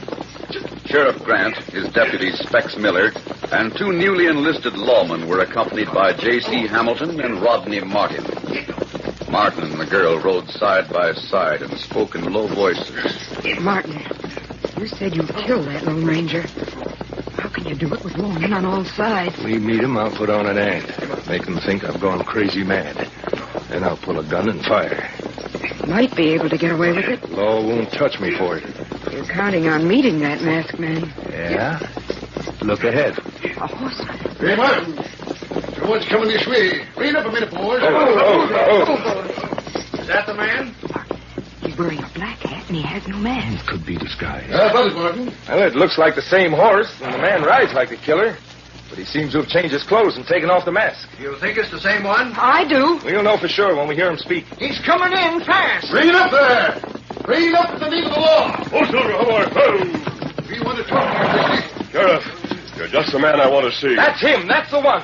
That's the killer. I'll show Put him. down that gun. Hey there. Why, you give me that gun, Martin. Who told you to draw and fire? He's a murderer, a killer. I saw him shoot that garden That's driver. no call to shoot him on sight.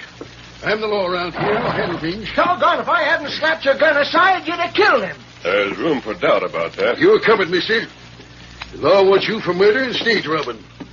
Now, dismount. Martin, you said the murderer was masked. He wore a white hat and had a redskin with him. The white hat's tied behind the saddle. But the redskin... He's probably gone into hiding with the loot. Steady easy, Silver. Now, Martin did see me wearing a mask, Sheriff. Eh? But it was he and the girl who planned the robbery and murder. That's not true. Well, now... Just a moment, Sheriff. Let me speak. A man known as the Lone Ranger was supposed to protect that stagecoach. How do you know? I was to meet him. Mr. Hamilton's got a letter from Washington giving him all kinds of authority. How are you to identify the Lone Ranger? He's to identify himself to me by a code word. A certain government agent was to give me your name and the code word. You? Yes. He was killed before he could speak. Gosh, is this the Lone Ranger? Perhaps a silver bullet will identify him. Why, you lying killer. You probably met the Lone Ranger and stole his horse and gun belt. Sheriff, take us all into town and let me communicate with Washington by telegraph. We'll go there when you tell us where the loot is hidden. I'll tell nothing until I've checked on Hamilton's identity. You doubt me? I made one mistake in trusting Rodney Martin and the girl. He wants to stall for time to give his Indian pal a chance to make off with the gold. Gold? The contents of that chest. Well, that's what you think was in the chest. I told him what was in it. I see. Sheriff, nothing can be lost by keeping Martin, Miss Deming, and me in custody. I'll take you into custody right now, and we'll follow your back trail till we find that Indian with the stolen ore. But Martin and the girl... I need them to identify the Indian. Take him, boys. I'll hold his arms. Oh, you won't. Grab him. I'll fix him. Hit him again. Use that gun barrel again. Hold it. That's enough. You've knocked him out. Give me a hand with him. Look him over to make sure he's not hurt serious. How about you, Specs? Are you all right? Yeah, I reckon so. I was sure spilled mighty hard. Why, it's obvious what happened. This man met the Lone Ranger somewhere, stole his horse and equipment, and then robbed the stage and thought he could bluff his way out of it. If he'd been the Lone Ranger, he'd have had a code word with which to identify himself. Tie him up and leave him near that pile of rocks. We'll pick him up on the way back to town after we've found the Indian and the stolen ore. What about the horse, Sheriff? Should we take it along with us? Yeah, and the gun belt as well. Toss it over the pommel. We may find the Lone Ranger tied up somewhere on the back trail.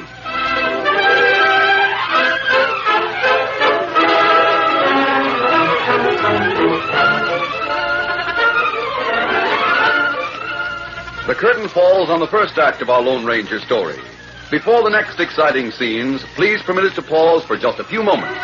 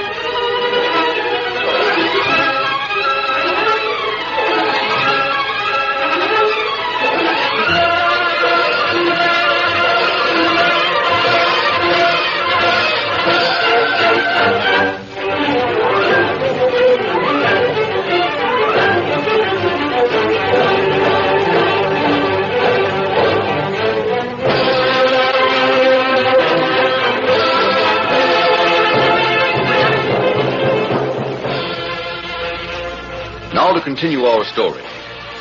Sheriff Grant and J.C. Hamilton had no reason to doubt Rodney Martin's story that the man who called himself the Lone Ranger was an imposter, especially when he couldn't give Hamilton a secret code word. The Lone Ranger was knocked out and tied while the posse went on in search of Tonto. Silver fought to stay by his beloved master, but he was finally made to go with the sheriff's party. Come on there. Come on, Dad. What's the matter with that white horse, anyway? He's just plain rambunctious, Sheriff. Looks like he's going to fight every inch of the way. Well, do the best you can with him. Looks like he's calming down now. Maybe he'll be all right when he sees we're determined to take him along with us. Sheriff? I wonder if that man was telling the truth. How do you mean, Hamilton? If he'd stolen that white horse, as Martin said, seems to me the horse would be more willing to leave him. Well, I don't know. But he couldn't have been telling the truth. He couldn't identify himself. Hey, Sheriff! What's the matter, Specs? I've lost my spectacles. Did you have them with you when you started out? Sure I did. I had them in the steel case. I always carry that case in my hip pocket, but it's gone. Maybe they dropped out of your pocket when that man knocked you down, eh? Doggone, I'll bet that's what happened. Well, you can find them when you get back. Well, I sure hope so. They're mighty strong specs. Sheriff! Martin sees something. Sheriff, look over there. See those tall trees? Sure, I see him. What about him, Martin? Take these binoculars and look beneath them.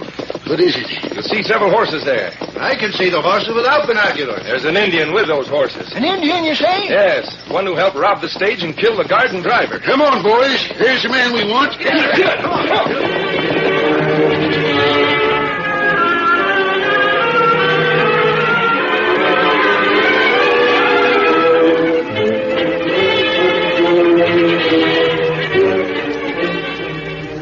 The Lone Ranger recovered consciousness with the sweltering sun beating down upon his face He found himself as nearly helpless as a man could be.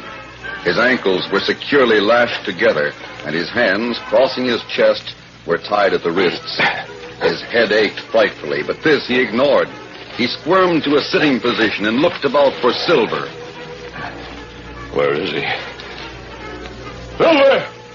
Silver, where are you? His voice rang out across the plains, but there was no response.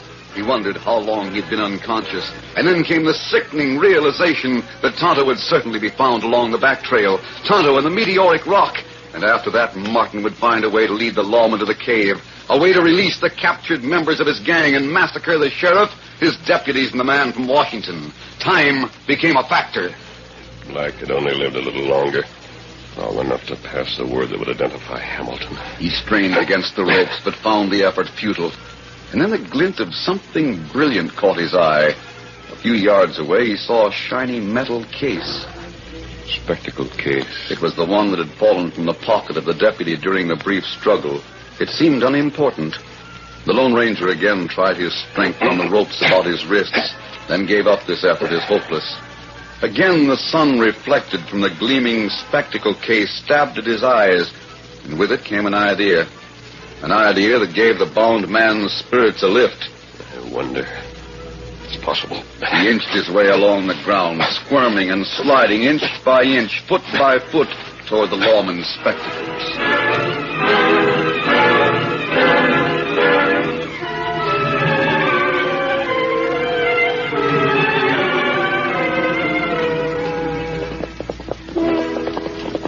In the meantime, Sheriff Grant and his party came to the edge of a ravine where Tonto and a number of horses were waiting next to 3 tall pines.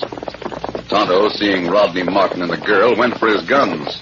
But when he saw that others of the party wore the badges of lawmen, he relaxed. Who there? Is this Indian? That's the man. Get your hands up. Put him up! We get you covered. That horse, Silver. You're doggone right, it's Silver. Look out for that horse. He's broken loose. There he goes. He's getting away. Look at him travel. He's running back. Never mind that horse. Let him go. This Indian's the man we want. Stand where you are, Redskin. I want to take you in alive, but I won't hesitate to shoot.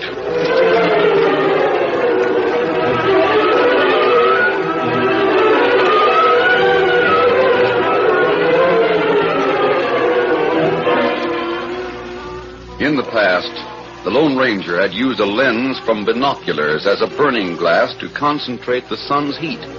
Now he hoped to do the same with the deputy's eyeglasses. He moved his fingers, straining within the narrow restriction of the ropes to bring one lens into the right position. Tight. The shadow of the lens fell on the ropes. Got to get it farther back. He moved the lens a little farther, and the brilliant spot of light grew smaller. Not far enough. His efforts brought the miniature bullet on Inspector Black's ring against his chest. The pressure distorted the silver cylinder. One end moved. Was that bullet hollow? Was the loose end a cap that covered a secret hiding place? Black said, "The ring. Take the ring."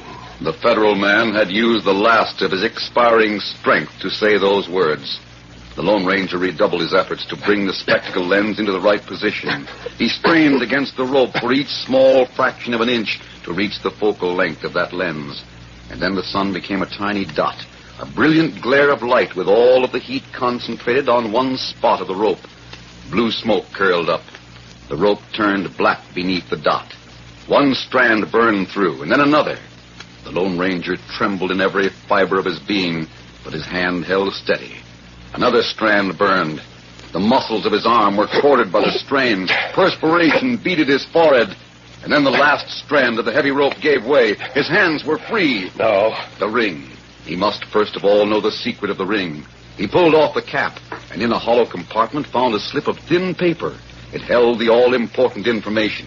As he tore the ropes from around his ankles, he heard a sound that drove the numbness from his fingers and the throbbing from his head. It was the familiar rhythm of silver-shod hoofbeats. He saw his gallant stallion Silver coming like the wind, great mane and tail waving like white banners. Silver! Good boy. Good old fella.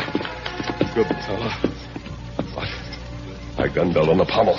The belt of silver bullets went around his waist. The heavy 6-gun slapped his thighs. He hit the saddle. Big fella. One silver.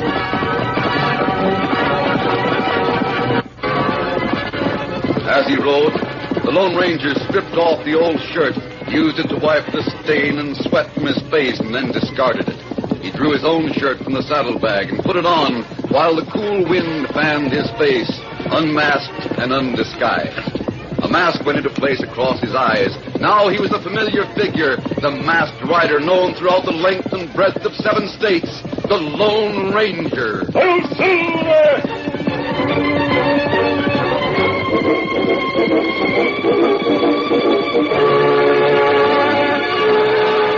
At the edge of the ravine, the contents of the saddlebags had been dumped in a pile on the ground.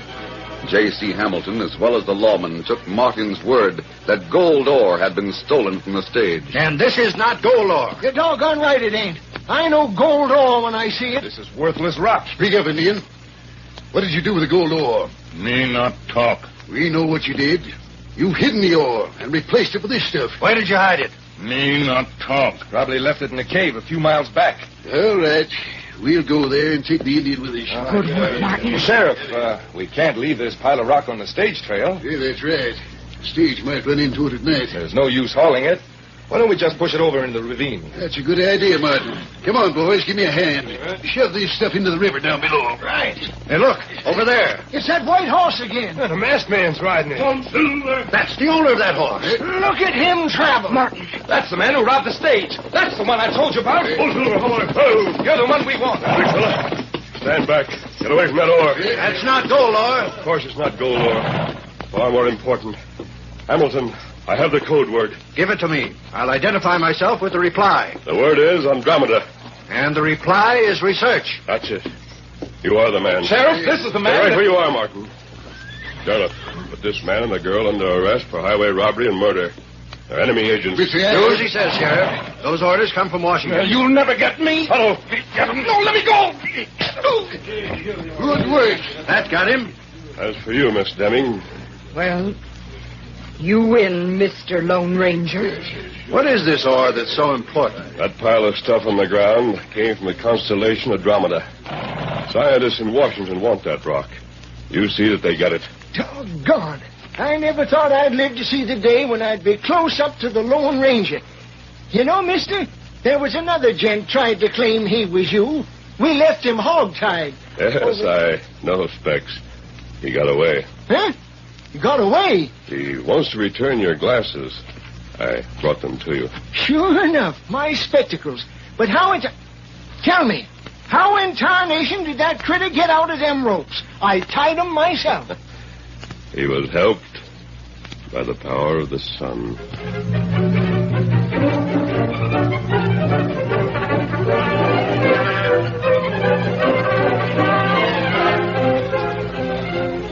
It was weeks before the Lone Ranger had official word that the meteoric rock had been received in Washington.